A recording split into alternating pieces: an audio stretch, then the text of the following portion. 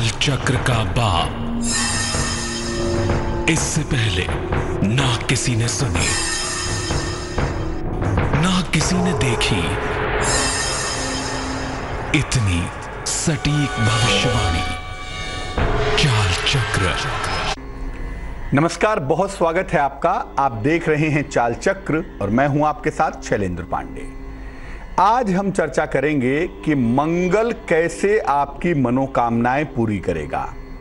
आपको बताने की कोशिश करेंगे कि आपके जीवन की कौन कौन सी कामनाएं मंगल से संबंध रखती हैं और वो तमाम कामनाएं कैसे आप आसानी से पूरी कर सकते हैं। चाल चक्र में आज क्या खास है, चलिए आपको बताते हैं। आज आपको बताएंगे कि मंगल की कृपा से आपकी तमाम मनोकामनाएं कैसे पूरी होंगी, कैसे बजरंग बली मंगल का दंगल शांत करेंगे, मंगल की समस्याओं को दूर करेंगे और छोटे छोटे से ये उपाय करके मंगल शांत होगा, मंगल आपके मुश्किलों की वजह नहीं बनेगा।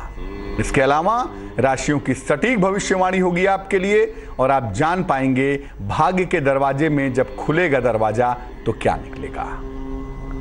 तो तमाम विषयों पर बात करेंगे। मंगल की समस्याएं क्या हैं, मंगल की मुश्किलें क्या हैं, मंगल की कामनाएं क्या हैं और वो कामनाएं कैसे पूरी होंगी, इस पर आज बात करेंगे। लेकिन सबसे पहले आज का पंचांग।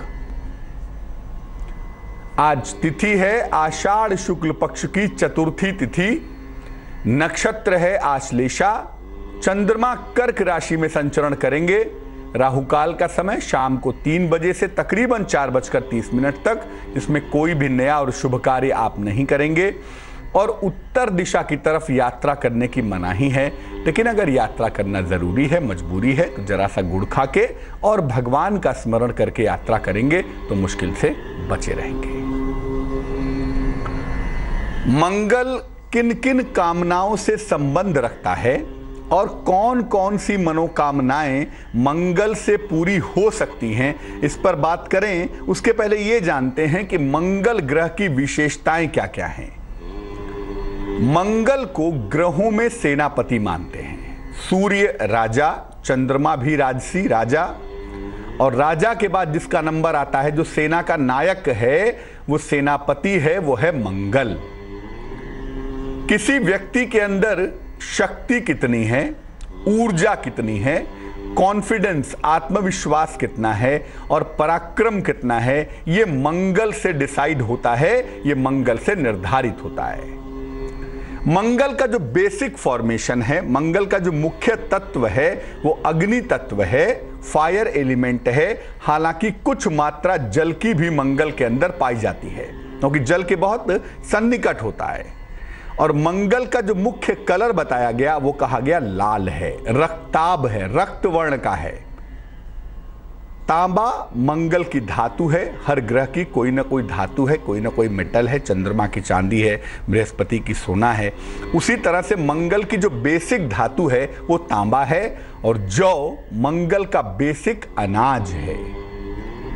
2 राशियां मंगल की मुख्य राशियां हैं, एक जल की राशि है वृश्चिक और एक अग्नि की राशि है मेष। ये दोनों मंगल की ही राशियां हैं।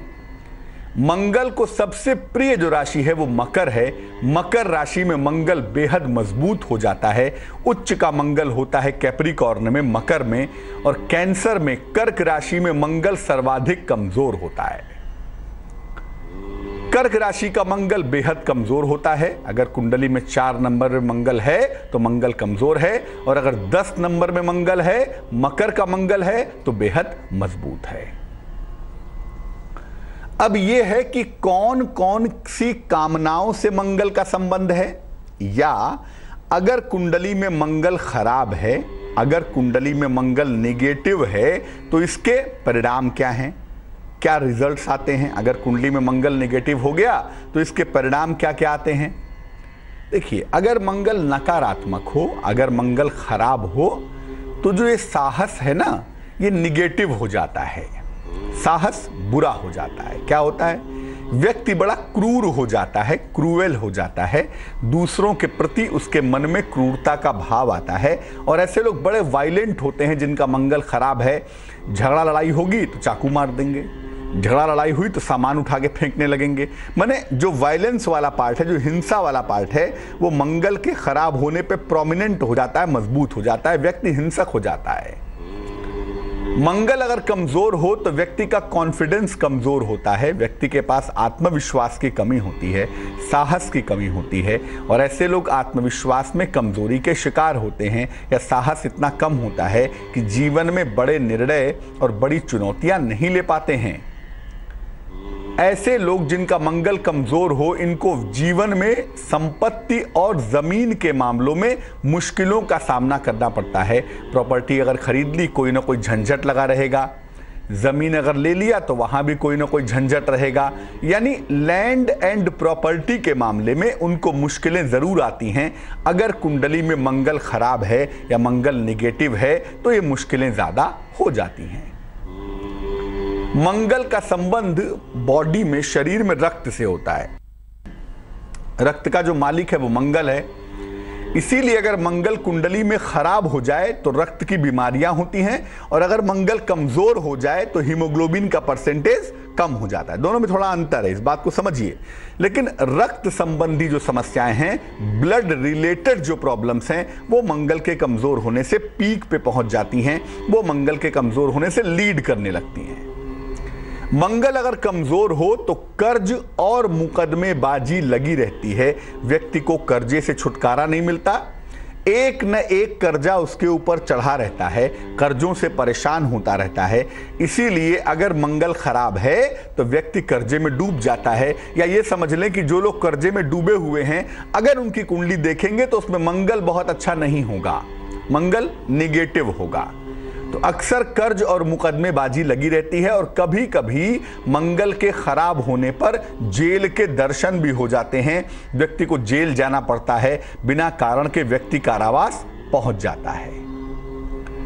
अगर मंगल का संबंध मैरिटल लाइफ से हो गया, विवाह से हो गया, तो वैवाहिक जीवन खराब हो जाता है। निश्चित रूप से मैरिटल लाइफ में दिक्कत आती है, पति पत्नी में झगड़ा होता है, मारपीट होती है, कभी कभी मामला बहुत गंभीर हो जाता है, मरने जीने की नौबत आ जाती है, और कभी कभी ये मामला इतना खराब होता है कि पुलिस कचहरी में एक दूसरे के ऊपर पति पत्नी छींटाकशी करते हैं, मुकदमेबाजी करते हैं, कुत्ते बिल्ली की तरह लड़ना शुरू कर देते हैं, अगर मंगल निगेटिव हो और इसका संबंध विवाह भाव से, मैरिटल लाइफ से बन जाए तो मंगल की मूलतः 3-4 मनोकामनाएं हैं। एक तो आपका साहस और कॉन्फिडेंस है, उसके बाद संपत्ति है, प्रॉपर्टी है, कर्जा है, मुकदमेबाजियां हैं, मैरिटल लाइफ है। ये तमाम चीजें मंगल से डायरेक्टली कनेक्टेड हैं, सीधे तौर से इनका संबंध मार्स से है, मंगल से है। अब इनको अगर इंप्रूव करना है, इनको अगर ठीक करना है, तो आपको जाना पड़ेगा बजरंग बली की शरण में, क्योंकि मंगल को नियंत्रित करने वाले देवता हनुमान जी हैं, इसीलिए हनुमान जी को मंगल मूर्ति भी कहा जाता है।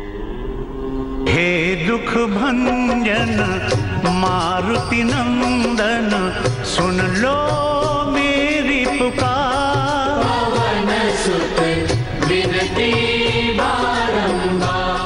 तो जो देवता आपको मंगल की समस्याओं से छुटकारा दिलवा सकते हैं, जो देवता आपके जीवन के अमंगल को दूर कर सकते हैं, दुखों का नाश कर सकते हैं, ऐसे देवता से विनती करने से, मंगल मूर्ति हनुमान जी से विनती करने से आपकी तमाम मुश्किलें दूर हो सकती हैं।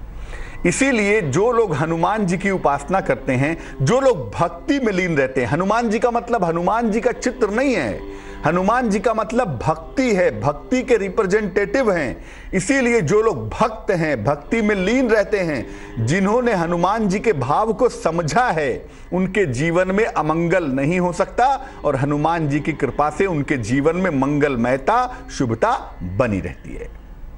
पहली मनोकामना पे आते हैं। अगर संपत्ति संबंधी कोई मुश्किल है, प्रॉपर्टी तो है, मुकदमा चल रहा है, संपत्ति चाहते हैं खरीद ले नहीं पा रहे, या प्रॉपर्टी में, जमीन में कोई ना कोई समस्या लगातार बनी हुई है, क्या करना चाहिए जिससे संपत्ति संबंधी समस्या दूर हो जाए, जिससे संपत्ति संबंधी समस्या गायब हो जाए? क्या उपाय करें? किसी भी मंगलवार को एक तिकोना, एक ट्रायंगुलर नारंगी रंग का झंडा ले आइए। एक तिकोना ट्रायंगुलर नारंगी रंग का ध्वज यानी झंडा ले आइए।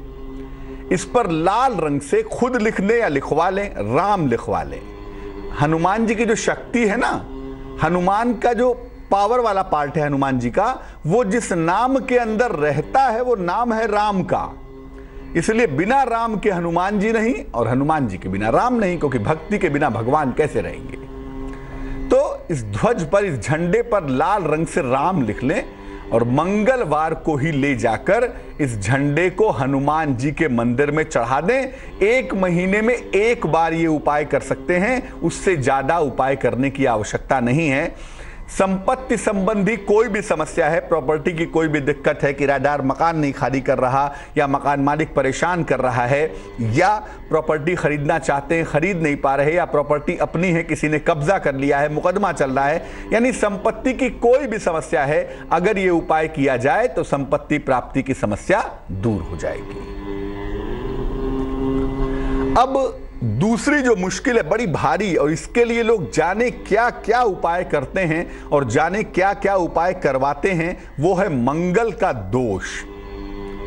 अगर कुंडली में मंगल दोष की वजह से शादी नहीं हो पा रही है, कुंडली में ऐसा मंगल का दोष है जिसकी वजह से शादी हो ही नहीं पा रही है, क्या करना चाहिए? हर मंगलवार का उपवास रखिए, मंगलवार को व्रत रखिए, और जब मंगलवार को व्रत रखेंगे तो 1 टाइम भोजन करेंगे सूर्यास्त के बाद, हनुमान जी की पूजा करने के बाद, और इस दिन नमक बिल्कुल नहीं खाएंगे। शाम के समय हनुमान जी के मंदिर चले जाएं और उन्हें सिंदूर अर्पित करें। अगर महिला है तो लाल फूल अर्पित करेंगी, महिलाएं हनुमान जी को सिंदूर अर्पित नहीं करेंगी। शाम के समय हनुमान जी के मंदिर जाकर के उन्हें सिंदूर और लाल वस्त्र अर्पित करें। इसके बाद मंदिर में चाहे मंदिर में करें, घर पे चाहे घर में करें, सुंदर कांड का पाठ करें। जामवंत के वचन सुहाए, सुनि हनुमंत हृदय अति भाए, तब लगे मुँह पर खेहु तुम भाई, सही दुख कंद मूल फल खाई। सुंदर कांड का सुंदर से पाठ करिए, घर पे आके करें या मंदिर में ही कर लें, और ये उपाय हर मंगलवार को लंबे समय तक करते जाइए। आप देखेंगे कि जैसे जैसे ये उपाय होता जा रहा है, जो मंगल दोष की इंटेंसिटी है, मंगल दोष का जो प्रभाव है वो समाप्त होता जाएगा, और मंगल दोष का प्रभाव जैसे ही समाप्त होता जाएगा वैसे ही मंगल दोष की वजह से अगर विवाह में कोई अड़चन आ रही है तो वो अड़चन दूर हो जाएगी। तीसरी मंगल की मुश्किल क्या है, कौन सी कामना है? देखिए, बहुत बार ऐसा होता है ना कि आदमी मुकदमेबाजी में फंस जाता है, किसी तरह के वाद विवाद में फंस जाता है, कि या कुछ नहीं फंस गया दुनिया भर के बवाल में, या फंसा नहीं लेकिन ऐसा लग रहा है कि कोई मुकदमेबाजी ना हो जाए, कोई वाद विवाद ना हो जाए, कोई झगड़ा लड़ाई ना हो जाए। तो अगर मुकदमेबाजी के या वाद विवाद के योग हों तो क्या करना चाहिए? रोज सवेरे नित्य प्रातः स्नान करके सूर्य को जल अर्पित करना शुरू कीजिए। डेली इन द मॉर्निंग, सुबह सूर्य को जल अर्पित करने का मतलब 8 बजे के पहले स्नान करके सूर्य भगवान को जल चढ़ाइए। इसके बाद सूर्य के सामने खड़े होकर या बैठकर, जैसे भी संभव हो, जैसे भी कंफर्टेबल हो आपके लिए, 1 बार हनुमान चालीसा का पाठ कीजिए। सात्विक आहार ग्रहण करिए, यानी प्याज लहसुन मांस मदिरा आदि का प्रयोग ना करें, और भूमि पर जमीन पर शयन करें, लैंड पर सोएं। जमीन पर दरी बिस्तर गद्दा जो भी डालें, बट पलंग पे ना सो के जमीन पे सोना शुरू कर दें। और ये प्रयोग मंगलवार से शुरू करके 27 दिन तक करिए। ये प्रयोग लगातार 27 दिन तक करने से मुकदमे वाद विवाद की कैसी भी समस्या से आप बाहर आ जाएंगे, उस समस्या से बचे रहेंगे, वो समस्या आपकी दूर होगी, और मंगल आपको मुकदमे से बचाने की, वाद विवाद से निकालने की जो भी मनोकामना है वो मनोकामना पूरी कर देगा। कभी कभी ऐसा होता है कि आदमी फंस गया किसी मुकदमे में, और मुकदमे में फंसने की वजह से जेल जाने की नौबत आ गई कि व्यक्ति को जेल जाना पड़ेगा, फंस जाएगा, डर गया। या कभी कभी लोग जेल में फंस भी जाते हैं, चले भी जाते हैं, किया कुछ नहीं लेकिन स्थितियां परिस्थितियां ऐसी बन गई। डॉवरी के मुकदमों में तो बहुत होता है कि कुछ नहीं किया लेकिन जेल जाना पड़ा, तो कारावास की नौबत आ गई, जेल जाने की नौबत आ गई। ऐसा लग रहा है कि जेल ना चले जाए कहीं। ऐसी दशा में घर के किसी भी अंधेरे कोने में या कोना हो, अंधेरा ना भी हो तो कम से कम कॉर्नर में, कोने में जरा सी जौ रख दीजिए। अपने हाथ से लेके जरा सी जौ किसी भी कोने में रख के और उसको किसी भारी चीज से, ईंट से, अलमारी से या किसी बक्से से, किसी भी भारी चीज से मंगलवार के दिन इसको दबा दीजिएगा। एक बार दबाए रखिएगा कम से कम अगले 6 महीने तक। इसके अलावा हर मंगलवार को उतनी बार हनुमान चालीसा पढ़िए जितनी आपकी उम्र है। मान लिया आपकी उम्र 35 वर्ष है तो हर मंगलवार को 35 बार हनुमान चालीसा पढ़िए। अब ये कहने से काम नहीं चलेगा कि बहुत ज़्यादा हो जाएगा, क्योंकि अगर आपको कारावास से मुक्ति चाहिए, अगर आपको कारावास में जाने से बचना है तो हर मंगलवार को अपनी उम्र के बराबर हनुमान चालीसा पढ़ते जाइए। और ये प्रयोग 3 मंगलवार को करिए। 3 मंगलवार को अगर आप ये प्रयोग कर दें तो निश्चित रूप से कुंडली में जो कारावास के योग हैं वो भी भंग हो जाएंगे। अगर कारावास में जाने की संभावनाएं हैं तो आप उससे बचेंगे। और अगर मान लिया फंस ही गए, कारावास में चले ही गए और आपके लिए किसी अन्य ने ये उपाय कर दिया तो आप कारावास से बाहर चले आएंगे। कोना अंधेरा हो या ना हो, लेकिन कोने में ही जौ दबाना है, कागज में रख के नहीं, सीधा जमीन पे रख के उसके ऊपर भारी चीज एक बार दबा दीजिएगा मंगलवार को और 6 महीने तक उस जौ को डिस्टर्ब मत करिएगा। और हर मंगलवार को 3 मंगलवार लगातार अपनी उम्र के बराबर हनुमान चालीसा का पाठ करिए। बजरंग बली की कृपा से आपको मुक्ति मिलेगी। हनुमान जी के बारे में कहा जाता है ना कि जो 100 बार पाठ कर जोई, छूटहि बंदी महासुख होई। यानी जो कोई हनुमान चालीसा 100 बार 100 बार पढ़ता है उसे बंदी से मुक्ति मिलती है और जीवन में सुख की प्राप्ति होती है। मुश्किल यह है कि इसके साथ नियमों का पालन करना चाहिए, क्योंकि जब आप हनुमान जी की उपासना करेंगे तो इस बात का ध्यान रखेंगे कि आप प्याज, लहसुन, मांस, मदिरा का प्रयोग नहीं करेंगे। जितना ब्रह्मचर्य के भाव से रहेंगे, जितने सात्विक रहेंगे, उतना ही जल्दी हनुमान जी की पूजा आपके लिए फलदायी होगी। अब एक बात और बता दूं, आप मंगलवार को हनुमान जी की पूजा कर रहे हैं, मंगल की समस्याओं को ठीक करने के लिए, मंगल की समस्याओं से छुटकारे के लिए। हमेशा याद रखिए हनुमान जी की जो चक्र नाभि है, जो सेंटर ऑफ पावर है, वो राम है। और जब भी आप हनुमान जी की पूजा बिना राम जी की पूजा के करते हैं, हनुमान जी की पूजा फलदायी नहीं हो सकती।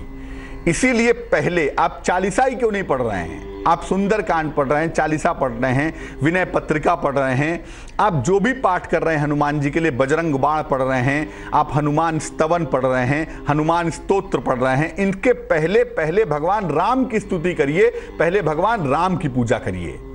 या राम का नाम ही जप लीजिए 27 बार, 54 बार या 108 बार। पहले राम राम कहिए, पहले राम जी का नाम लीजिए, तब हनुमान जी की पूजा करिए, तब जाकर ये पूजा फलदायी होगी। जो भी आप हनुमान जी की पूजा करते हैं वो, क्योंकि बहुत सारे लोग ये कहते हैं कि मैं हनुमान जी की बहुत दिनों से पूजा कर रहा हूं, बहुत पूजा करता हूं, फायदा नहीं होता। उसका कारण 2 है। पहला ये कि पूजा के साथ अपने आहार और अपने आचरण को बहुत सात्विक बनाना पड़ेगा, तभी आपको फायदा होगा।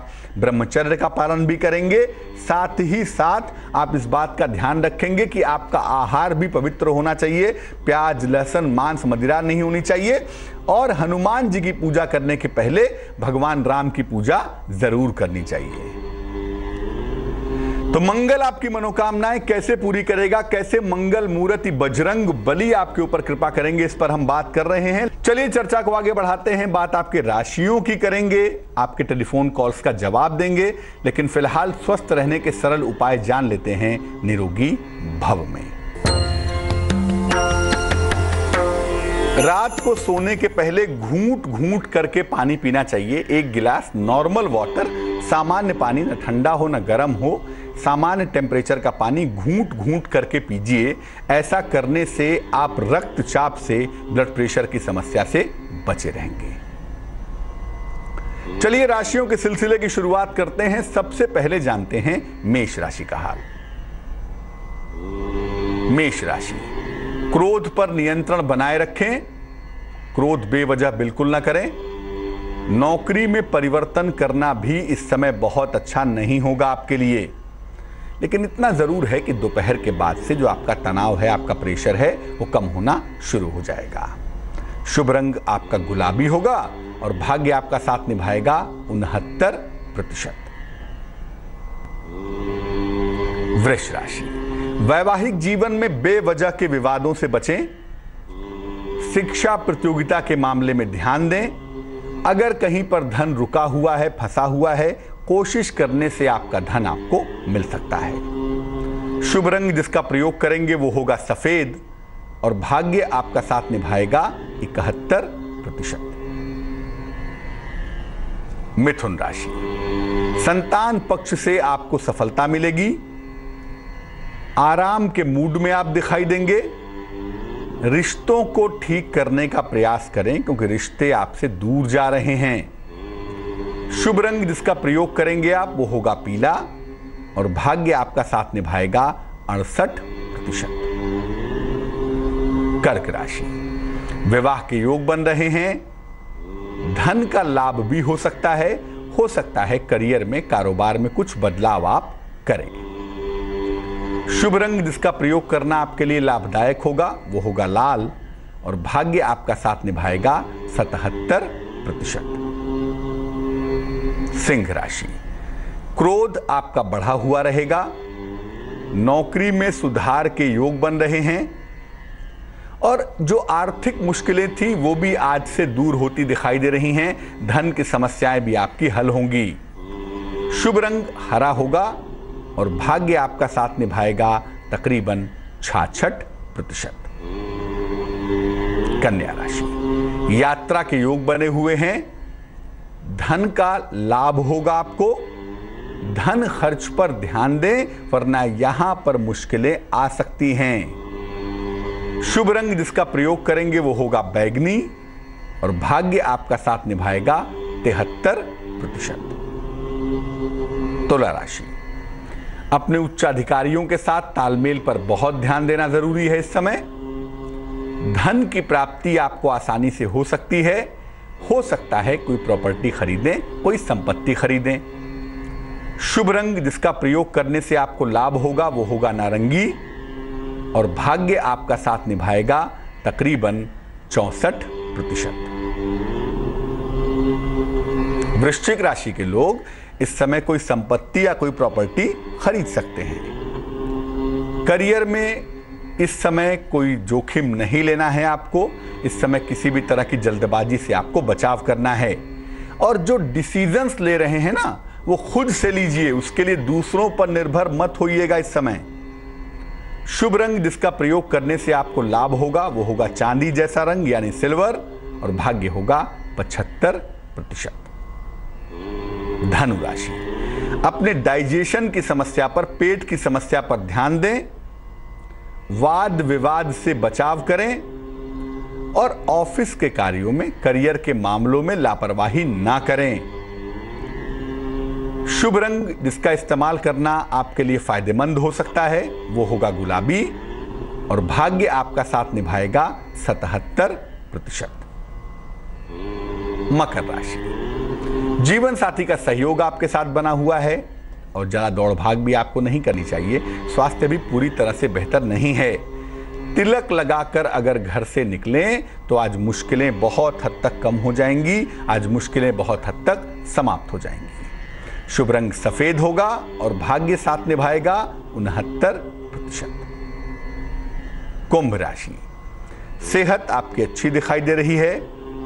परिवार का सहयोग मिल रहा है और धन का बड़ा लाभ होता हुआ भी दिख पा रहा है। शुभ रंग जिसका प्रयोग करके आपको फायदा ज्यादा होगा वो होगा ब्लू यानी नीला और भाग्य आपका साथ निभाएगा 68%। मीन राशि, अचानक धन की प्राप्ति होगी। काफी मेहनत करनी पड़ेगी आपको आज। ऑफिस के कार्यों में लापरवाही मत कीजिएगा वरना यहां पे कोई मुश्किल ना खड़ी हो जाए। शुभ रंग सफेद है और भाग्य साथ निभाएगा 74%। एक दर्शक जुड़ रही हैं मैनपुरी से हमारे साथ, प्रियंका है, उनसे बात करते हैं। प्रियंका बताइए। नमस्ते पंडित जी। पंडित जी, मैं अपने करियर के बारे में पूछना चाहती हूँ। पंडित जी, मैंने बहुत स्ट्रगल किया है अपनी लाइफ में। 2012 में मैंने बीटेक किया था कंप्यूटर साइंस से। फिर मैंने जॉब भी की, प्राइवेट जॉब की। जहाँ हमारा प्लेसमेंट हुआ था वहाँ बैंगलोर मम्मी ने जाने नहीं दिया, लड़की हो तो इसलिए जाने नहीं दिया। और उसके बाद मैं प्राइवेट जॉब की, छोड़ी कहीं मुझे मतलब प्रोग्रेस नहीं हुई। अच्छा, डेट ऑफ बर्थ बताइए अपनी, जन्म की तारीख। जन्म की तारीख 13 अप्रैल सन 1991। समय और पंडित जी समय 4:20। समझ में नहीं आ रहा किस फील्ड में सफलता मिलेगी। समय फिर से बताइए, समय फिर से बताएं। 4:20 शाम का। कहाँ पे जन्म हुआ है? इटावा। और ना ही पंडित जी शादी में मतलब सफलता मिले किसी भी चीज में, मतलब अभी हमारे मतलब ऐसा लग रहा है कि जीवन में सुख है भी या नहीं। प्रियंका, इतनी जल्दबाजी में क्यों हैं? आराम से अपनी समस्या बताएंगी तब भी हम समझ लेंगे आपकी बात। कुंडली सिंह लगन की बनती है आपकी। राशि जो आपकी बन रही है हमारे पास, ये बन रही है मीन। चंद्र और सूर्य दोनों अष्टम में चले गए हैं। अब चंद्रमा सूर्य दोनों अष्टम में होंगे तो ऑब्वियस है, बहुत स्वाभाविक सी बात है कि जीवन में संघर्ष बढ़ेगा ही। सूर्य लग्नाधिपति है और चंद्रमा 12वें खाने का मालिक है। देखो ऐसा है, इस कुंडली में इंजीनियरिंग करने से करियर में कोई खास सफलता नहीं मिलेगी। इस कुंडली का जो करियर ग्राफ दिखाई दे रहा है वो कह रहा है कि अगर बैंक की तैयारी की जाए, बैंक में जाया जाए या शिक्षा क्षेत्र के करियर के लिए कोशिश की जाए तो उस क्षेत्र में आपको सफलता आसानी से मिल जाएगी। तो शिक्षा क्षेत्र या बैंकिंग के लिए कोशिश करिए।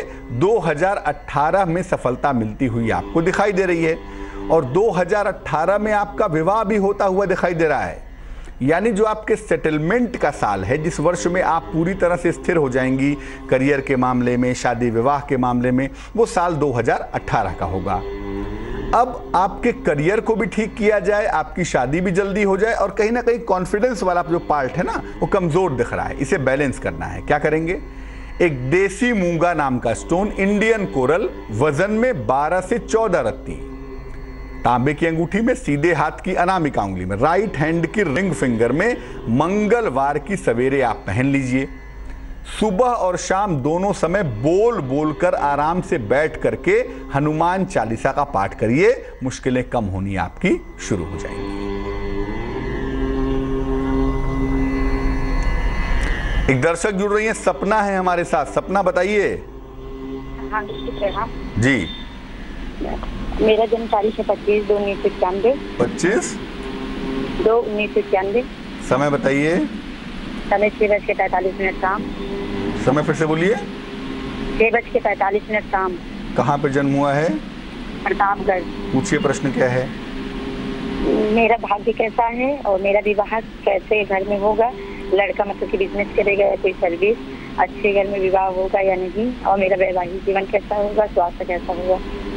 और मेरे कुंडली में गजकेसरी योग या काल सर्प योग है क्या पंडित जी? देखो, कुंडली आपकी ठीक है, सिंह लग्न की कुंडली है, राशि आपकी कर्क है, भाग्य आपका ठीक दिखाई देता है, उसकी चिंता करने की आवश्यकता नहीं है। और जहाँ तक जीवन के डेवलपमेंट का सवाल है, विवाह का सवाल है, आने वाले वक्त का सवाल है, इस साल के अगस्त के बाद से ही आपका समय बेहतर हो जा रहा है। देखो, इस कुंडली में गजकेसरी योग भी नहीं है और काल सर्प योग तो कुछ होता ही नहीं है, और काल सर्प योग की चिंता करनी भी नहीं चाहिए। गजकेसरी योग इसलिए नहीं बनता क्योंकि चंद्र बृहस्पति के साथ केतु भी बैठा हुआ है और शनि का प्रभाव भी दिखाई दे रहा है। तो जब बृहस्पति दूषित होगा, चंद्र दूषित होगा, तो गजकेसरी योग फॉर्म नहीं होता, जो इस कुंडली में नहीं दिखाई दे रहा है। इतना जरूर है कि विवाह के मामलों में जल्दबाजी नहीं करनी चाहिए, सोच समझ के निर्णय लेना चाहिए ताकि वैवाहिक जीवन में दिक्कत पैदा ना हो। चलिए खोलते हैं भाग्य का दरवाजा और निकालते हैं उसमें से एक महत्वपूर्ण उपाय। अगर आपका पैसा कहीं फंस गया है, कहीं ब्लॉक हो गया है, तो मंगलवार के दिन मीठी चीज का दान करना शुरू करिए। गुड़ का, लड्डू का, बूंदी का, इसका दान करना अच्छा होगा। और हनुमान जी के मंदिर में जाके उनके चरणों में सिंदूर लगाइए हर मंगलवार के दिन। महिला हैं तो उनके चरणों में लाल फूल रखिएगा, सिंदूर मत लगाइएगा। अगर ऐसा हर मंगलवार के मंगलवार किया जाए तो फंसा हुआ पैसा निकलने की जो संभावना है वो बढ़ जाएगी। तो हम बात कर रहे हैं मंगल की और आपको बता रहे थे कि मंगल की तमाम मनोकामनाओं को पूरा करने के उपाय क्या हैं। मंगल जब कमजोर हो, मंगल जब खराब हो तो कॉन्फिडेंस लेवल निश्चित रूप से कमजोर हो जाता है व्यक्ति का आत्मविश्वास वीक होता है, व्यक्ति कम साहसी होता है। ऐसी दशा में हनुमान जी की एक विशेष आराधना करने से आपके कॉन्फिडेंस में भी वृद्धि होगी और आपका साहस भी अच्छा होगा। तरीका यह है कि मंगलवार को हनुमान जी के मंदिर चले जाइए, सुबह दोपहर शाम रात जब भी मौका मिले, और हनुमान जी के ठीक सामने, उनकी मूर्ति के ठीक सामने खड़े हो जाइए या बैठ जाइए, और उनकी मूर्ति के ठीक सामने खड़े होकर या बैठकर हनुमान चालीसा का पाठ कीजिए।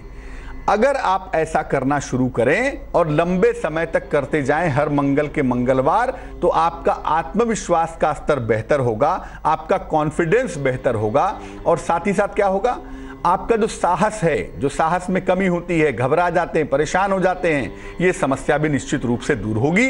लेकिन मैं फिर बता दूं कि जिस मंगलवार को ये प्रयोग करेंगे उस मंगलवार को सात्विक रहिएगा, कोशिश करिएगा प्याज लहसुन मांस मदिरा आदि का प्रयोग ना किया जाए। चलिए अब खोलते हैं शुभ पहर का समय और बताते हैं कि इस समय में खास बात क्या है। आज का शुभ पहर है शाम को 6 बजे से 7:30 तक। इस समय में हनुमान जी को लड्डू अर्पित करें, 1 हो या 10 हो, जितना भी चाहे अर्पित करें, बेसन का या बूंदी का। ऐसा करने से क्या होगा, जल्दी ही कोई खुशखबरी आपको मिलेगी, नौकरी की मिल जाए, शादी की मिल जाए, या जो खुशखबरी आप खोज रहे हैं वो जल्दी से जल्दी आपको प्राप्त होगी। लेकिन करना होगा शुभ पहर में ही। शुभ पहर का समय होगा शाम को 6 बजे से 7:30 तक। तो आज के लिए चाल चक्र में बस इतना ही। मुझे दीजिए इजाजत। अपना बहुत ख्याल रखिए, स्वस्थ रहिए, प्रसन्न रहिए, और आगे देखिए रिश्तों की कहानी संजय सिन्हा के साथ। नमस्कार।